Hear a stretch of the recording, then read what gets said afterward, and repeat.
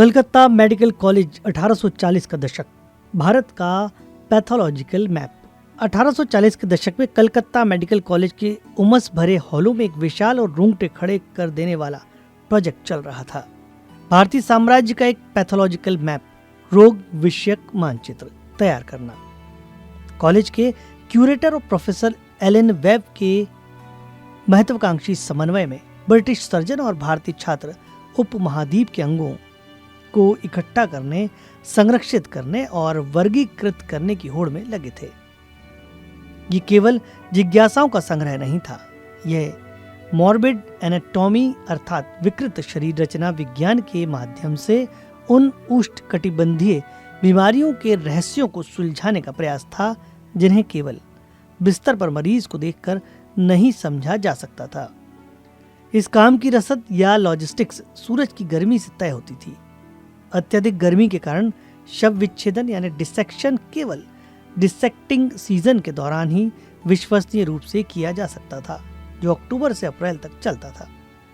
संग्रहालय की अलमारियों को भरने के लिए कॉलेज जेलों, सैन्य अस्पतालों और स्थानीय गरीबों से मिलने वाले शवों की निरंतर आपूर्ति पर निर्भर था। 1837 और 1847 के बीच कॉलेज को विच्छेदन के लिए लगभग 3500 भारतीय शव उपलब्ध कराए गए। ब्रिटेन में ऐसा काम कानूनी और नैतिक रूप से सीमित था, लेकिन भारत की प्रयोगशाला में सर्जन बिना किसी प्रतिबंध के काम करते थे। मात्र 3 वर्षों के भीतर 2000 रुग्ण नमूने एकत्र करने के लिए एक विशाल साम्राज्यवादी नेटवर्क की आवश्यकता थी। कॉलेज काउंसिल के सचिव डॉक्टर F.J. मोट ने सरकार से याचिका की कि देश भर के रेजिमेंटल सर्जन अपने सबसे शिक्षाप्रद मामलों को कलकत्ता भेजें। इन सर्जनों को मृतकों के हृदय, फेफड़ों और आंतों को परिरक्षित करने के लिए आवश्यक अल्कोहल और कांच के जार खरीदने के लिए रेजिमेंटल फंड का उपयोग करने के लिए अधिकृत किया गया था। इस केंद्रीकृत प्रयास ने मद्रास और बॉम्बे के मेडिकल बोर्डों के बीच एक संक्षिप्त प्रतिस्पर्धा पैदा कर दी, क्योंकि वह भी अपने स्वयं के संग्रहालय बनाना चाहते थे। हालांकि उन्हें बताया गया कि राजधानी होने के नाते कलकत्ता को प्राथमिकता दी जाएगी। इस जुनूनी संग्रह के परिणाम परिवर्तनकारी थे।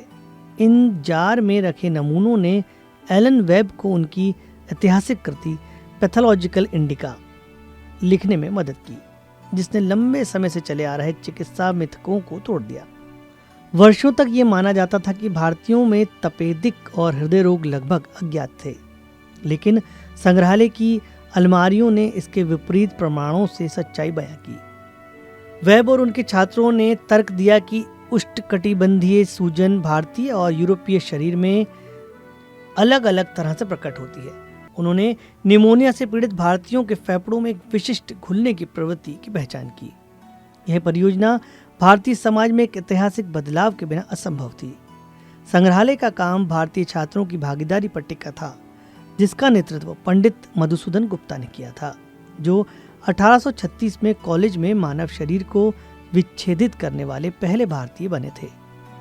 1840 के दशक के मध्य तक ये छात्र संग्रहालय की प्रदर्शनियों को तैयार करने में मुख्य भूमिका निभा रहे थे और गुमनाम मृतकों के अंगों को मानव क्षय के एक ऐसे वैश्विक मानचित्र में बदल रहे थे जो आने वाले दशकों तक ब्रिटिश सर्जरी का मार्गदर्शन करने वाला था।